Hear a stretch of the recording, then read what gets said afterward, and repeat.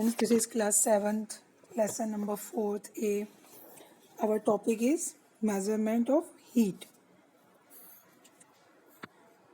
Heat is measured in units called calories.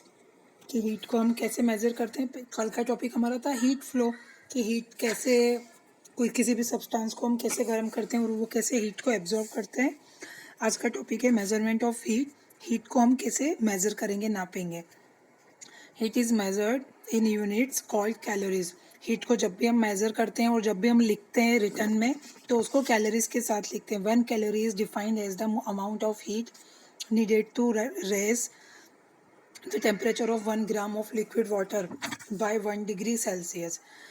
तो जब भी हम किसी पानी को गर्म करते हैं उसका टेम्परेचर कैसे रेज होता है, उछलता है ना, ऊपर होता है, तो उसमें कितने अमाउंट कैलोरीज, जो अमाउंट ऑफ हीट यानी उसमें कितनी मात्रा में हीट की आवश्यकता हुई है, तो 1 gram of liquid water bye 1 degree Celsius. तो इस तरीके से वैसे उसका हम टेम्परेचर निकाल सकते हैं, जैसे कि from 3 degree Celsius to 4 degree और from 10 degree to 11 degree Celsius.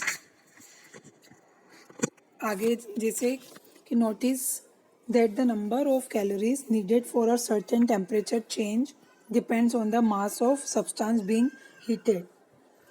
जैसे भी कभी भी जो नंबर ऑफ कैलोरीज हैं किसी भी सब्सटेंस की, तो वो सर्टेन टेम्परेचर चेंज हो रहा है, किस पे डिपेंड करता है, वो उस सब्सटेंस पे जितना कि वो गर्म हो चुका होता है. जैसे it takes 10 calories to raise the temperature of 1 gram of water by 10 degree Celsius.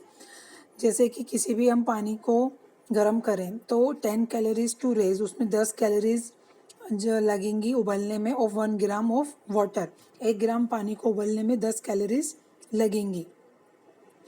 If you had 10 gram of water, अगर आपके पास 10 ग्राम पानी है एक की बजाय, तो 10 calories would raise the temperature by only 1 degree Celsius.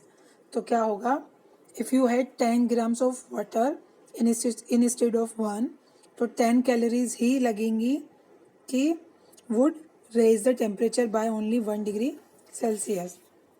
अब स्पेसिफिक हीट ये क्या है, ये थोड़ा इम्पोर्टेंट है. A measure of the heat absorbing ability is called specific heat.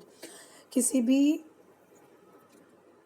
मतलब हीट को अगर हमको मेज़र करना है ना, एब्जॉर्बिंग एबिलिटी, तो हीट को मेज़र करना, तो वो क्या होता है. स्पेसिफिक हीट का मतलब सिंपल लैंग्वेज में ये है कि किसी भी सब्सटेंस को एनर्जी एब्जॉर्ब करने की कितनी क्षमता है, तो वो उसकी स्पेसिफिक हीट होती है. अब मेज़र ऑफ द हीट यानी हीट को मेज़र करना जो कि उस